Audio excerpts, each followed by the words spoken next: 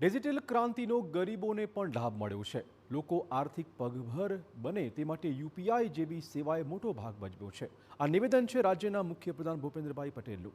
TV9ના think ફેસ્ટમાં આવા ઘણા ખરા મુદ્દાઓ પર દિગ્ગજો સાથે સંવાદ સાધાયો। તો ચાલો માણીએ Adani presents what Gujarat thinks today કોન્ક્લેવની એક ઝલકને।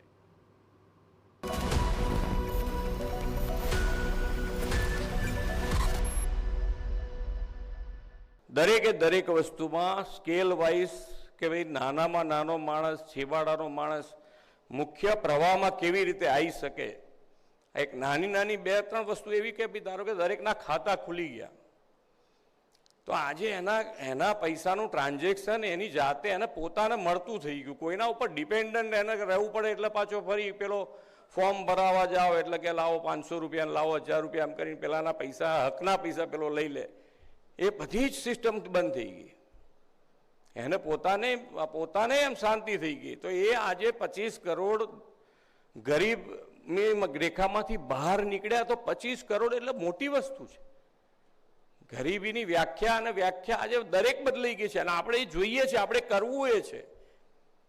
એક નાનો દાખલો કે ભાઈ જ્યારે સ્વચ્છતા અભિયાનમાં હું અહીંયા મારા વિસ્તારમાં એક કાર્યક્રમમાં ગયો હતો તો મારા ત્યાં આગાડી સ્વચ્છતાનું બધું પત્યું એટલે હું ખુરશીમાં બેઠો ત્યાં આગાડી તો એક દીકરો આવ્યો કે મારે તમારી પાસે ફોટો પડાવો છે। મેં કહું પાડી દે।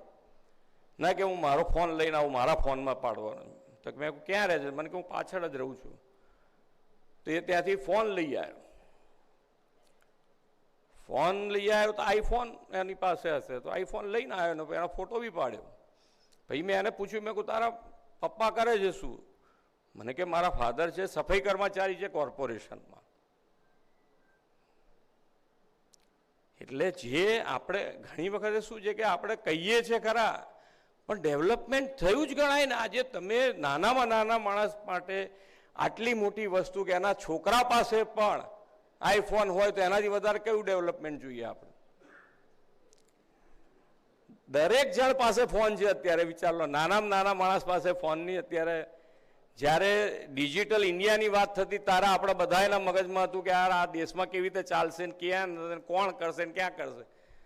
આજે એશિયામાં સૌથી વધારે ટ્રાન્ઝેક્શન ક્યાંય થતું હોય તો આપણા ભારત દેશમાં થાય છે યુપીઆઈ ઉપર। એટલે ડેવલપમેન્ટ અને જે વિશ્વાસ ને જે ભરોસો, કદાચ આપણને આપણામાં ભરોસો નથી, એના કરતાં વધારે ભરોસો માનનીય વડાપ્રધાનશ્રીના આપણા બધા ઉપર છે અને એટલે એ આટલા ડિસિઝનો પાવરફુલ રીતે લઈ શકે।